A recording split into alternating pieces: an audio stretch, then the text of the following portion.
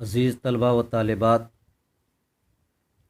یہ جس طرح سے گرامر پارٹ پڑھانے کا سلسلہ جاری ہے اور ویڈیو کی شکل میں جاری ہے، تو اس میں 10 کے سلیبس میں مذکر مؤنث کا چیپٹر بڑا اہم ہے اور اس سے متعلق ہر سال سوالات آتے رہے ہیں بورڈ ایگزام میں۔ اس لیے اس کی اہمیت کو سمجھتے ہوئے آج مذکر مؤنث سے متعلق یہ ویڈیو بنایا جا رہا ہے۔ مجھے امید ہے اس ویڈیو کو غور سے دیکھیں گے، پڑھیں گے اور جو ہے بہت زیادہ اس سے فائدہ حاصل کریں گے۔ مذکر اور مؤنث سے متعلق جو اختصار کے ساتھ جو تفصیلات ہیں وہ یہ کہ جس طرح سے انگریزی میں مذکر مؤنث یا جینڈر کی 3 قسمیں ہیں، اسی طرح سے اردو میں بھی 3 قسمیں ہیں، مذکر مؤنث اور ایک کامن جینڈر ہے۔ نیوٹرل جینڈر کا کوئی کانسیپٹ اردو میں نہیں ہے، لیکن یہاں سمجھنے کی بات یہ ہے کہ مذکر اور مؤنث میں 2 طرح کی باتیں آتی ہیں، ایک تو حقیقی اور ایک غیر حقیقی۔ اس لیے اردو میں مذکر اور مؤنث کو 4 خانے میں یا 4 زمرے میں بانٹا گیا ہے۔ پہلا نمبر ہے مذکر حقیقی۔ مذکر حقیقی ایسے الفاظ کو کہا جاتا ہے جن کے مقابلے میں مؤنث لفظ موجود ہو، جیسے لڑکا، گھوڑا، یہ مذکر ہے اور اس کے مقابلے میں لڑکی اور گھوڑی مؤنث الفاظ موجود ہیں۔ اسی طرح سے مؤنث حقیقی ایسے مؤنث الفاظ جن کے مقابلے میں مذکر الفاظ موجود ہیں، جیسے لڑکی اور گھوڑی یہ دونوں مؤنث الفاظ ہیں اور ان کے مقابلے میں لڑکا اور گھوڑا مذکر الفاظ موجود ہیں۔ تو مذکر حقیقی اور مؤنث حقیقی سے متعلق زیادہ تفصیلات کو پڑھنے یا سمجھنے کی ضرورت نہیں ہے، کیونکہ یہ فوراً سمجھ میں آ سکتا ہے کہ اگر لڑکا ہے تو اس کے مقابلے میں لڑکی موجود ہے ہی۔ ضرورت ہے مذکر غیر حقیقی اور مؤنث غیر حقیقی کے اصولوں کو پڑھنے کی، اس لیے کہ یہاں مذکر غیر حقیقی ایسے الفاظ کو کہا جاتا ہے جن کے مقابلے میں مؤنث الفاظ موجود نہ ہوں، اور مؤنث غیر حقیقی ایسے الفاظ کو کہا جاتا ہے کہ جن کے مقابلے میں مذکر الفاظ موجود نہ ہوں۔ جب اس طرح کی بات ہے تو ایسی صورتحال میں الفاظ کو یہ سمجھنے کی ضرورت ہے کہ آخر کس بنیاد پر یا کس اصول کی تحت کسی لفظ کو مذکر پڑھیں گے یا کسی لفظ کو مؤنث پڑھیں گے۔ اسی لیے اسی ضرورت کی تحت مذکر اور مؤنث غیر حقیقی کے اصولوں کو تفصیل سے پڑھایا جاتا ہے۔ اس سے متعلق کچھ ترتیب وار فہرست میں 18 قسموں کو شامل کیا گیا ہے۔ زیادہ سے زیادہ اور بھی کچھ قسمیں ہو سکتی ہیں، لیکن ہم کوشش یہ کریں گے کہ اس سلسلے میں کوئی ایسی تفصیل یا کوئی ایسا کنفیوژن باقی نہ ہو جس کی وجہ سے آپ کو آگے چل کر دقتیں اٹھانی پڑیں۔ اس لیے بغیر کسی دیر کیے شروع کرنے کی ضرورت ہے۔ سب سے پہلی بات یہ ہے کہ اگر ہم اردو مذکر اور مؤنث حقیقی کے غیر حقیقی کے اصولوں کو پڑھنا چاہیں تو 1 نمبر میں یہ اصول ہے کہ اردو، عربی، فارسی اور ہندی کے وہ تمام الفاظ جن کے آخر میں تا ہو، یہ الفابیٹ کا ایک حرف ہے الف با تا، تو تمام طرح کے الفاظ چاہے وہ کسی بھی زبان کے ہوں، اردو کے ہوں، عربی کے ہوں، فارسی کے ہوں یا ہندی کے ہوں، تمام الفاظ کے آخر میں اگر ہم دیکھ رہے ہیں کہ تا لگی ہوئی ہے، ایسی صورتحال میں ان کو مؤنث پڑھا جائے گا، انہیں مؤنث پڑھا جاتا ہے، جیسے اخوت، رحمت، قناعت، شفقت، سخاوت، طاقت، اسی طرح سے راحت، عادت، ہزاروں الفاظ ہو سکتے ہیں، اور بخوبی آپ سمجھ سکتے ہیں کہ ہر ایک لفظ کے آخر میں تا لگی ہوئی ہے۔ ایسے میں ان تمام الفاظ کو ہم مؤنث پڑھیں گے اور یہی سمجھیں گے اختصار کے ساتھ کہ یہ تا ہی اس لفظ کے مؤنث ہونے کی پہچان ہے اور علامت ہے۔ لیکن اصول کے خلاف کچھ الفاظ ہیں، شربت، درخت، گوشت، وقت، بھوت، دانت، ثبوت، گیت، یہ 7-8 الفاظ ہیں جو کہ مستثنیٰ ہے قاعدے سے، یا ایکسیپشن میں ہم مان سکتے ہیں کہ ان الفاظ کو مذکر پڑھا گیا ہے، اور ادباء اور شعراء نے اردو کی روایت رہی ہے کہ تمام لوگوں نے ان الفاظ کو مذکر پڑھا ہے، اس لیے اصول کے تحت یہ الفاظ نہیں آتے ہیں بلکہ ان کو اصول کے خلاف مذکر پڑھے جاتے ہیں۔ دوسرا نمبر ہے جس اردو اور ہندی لفظ کے آخر میں الف ہو، उसे मुज़क्कर पढ़ा जाता है। यहाँ दो बात है।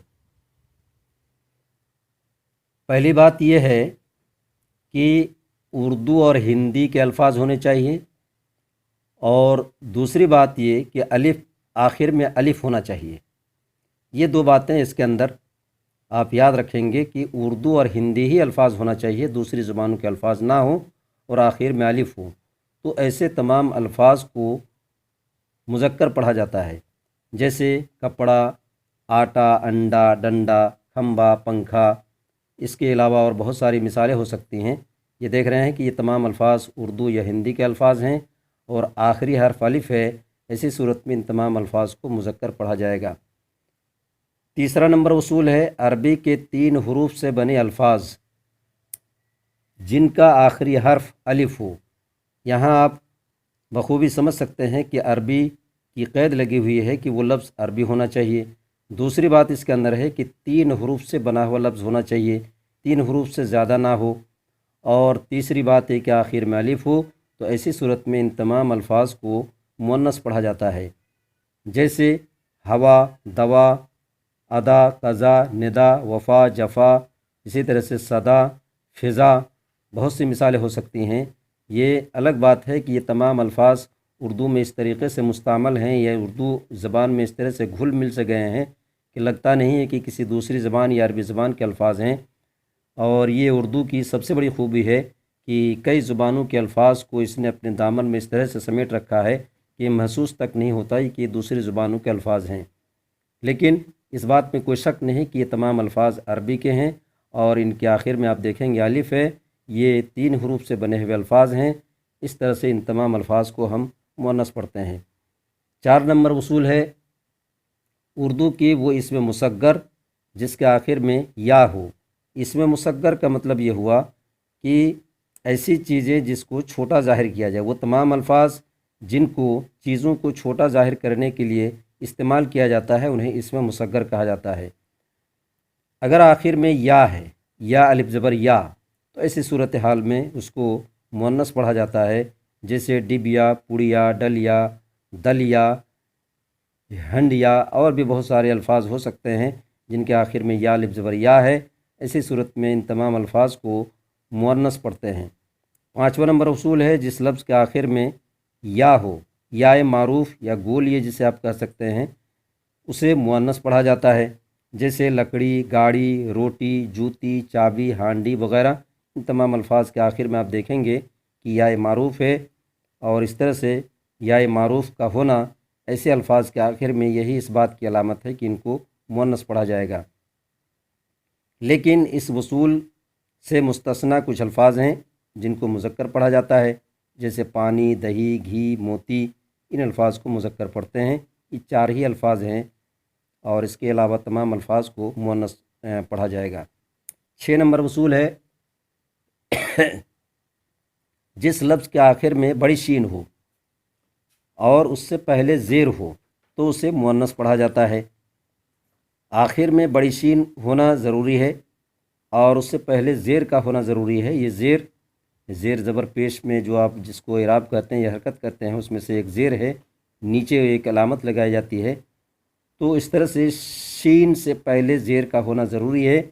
ऐसे तमाम अल्फाज, ज़्यादातर अल्फाज ये फ़ारसी होते हैं और इनको मुअन्नस पढ़ा जाता है, जैसे बारिश, ख्वाहिश, कोशिश, रिहाइश, आजमाइश, ज़ेबाइश, आराइश। बहुत सी मिसालें हो सकती हैं। 7 नंबर उसूल है जिस लफ्ज़ के आखिर में हा गैर मलफूज़ी हो से मुज़क्कर पढ़ा जाता है। हा ये छोटी हा है, और गैर मलफूज़ी का मतलब जिसका तलफ़ुज़ ना हो, जिसका उच्चारण ना हो। वो लिखा रहता है लेकिन बोलते हुए उसकी आवाज़ अलिफ जैसी लगती है, इसलिए उसको गैर मलफूज़ी कहा गया है। ऐसे तमाम अल्फाज को मुज़क्कर पढ़ा जाता है, जैसे वादा, इरादा, फ़ैसला, शुक्रिया, नगमा, नज़ारा। ये तमाम अल्फाज आप देखेंगे कि हाँ हर लफ्ज़ के आखिर में मौजूद है लेकिन उसकी आवाज़ नहीं आ रही है, इसीलिए उसको गैर मलफूज़ी कहा गया है। उसकी आवाज़ बिल्कुल अलिफ जैसी आ रही है।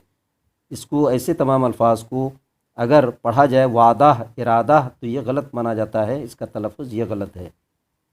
8 नंबर उसूल है जिस लफ्ज़ के आखिर में छोटी हा हो اور ملفوظی ہو، ملفوظی یعنی اس ہا کا تلفظ بھی ہو رہا ہے، اس کی آواز صاف طور پر بولتے ہوئے سمجھ میں آتی ہے، ایسے میں ان تمام الفاظ کو مؤنث پڑھا جائے گا، اسے مؤنث پڑھا جاتا ہے، جیسے راہ، پناہ، نگاہ، چاہ، آہ، عیدگاہ، تنخواہ، یہ تمام الفاظ ہیں جن کی آخر میں ہا لگی ہے اور ہا کی آواز مکمل طور پر سمجھ میں آ رہی ہے، اس لیے ان تمام الفاظ کو مؤنث پڑھا جائے گا۔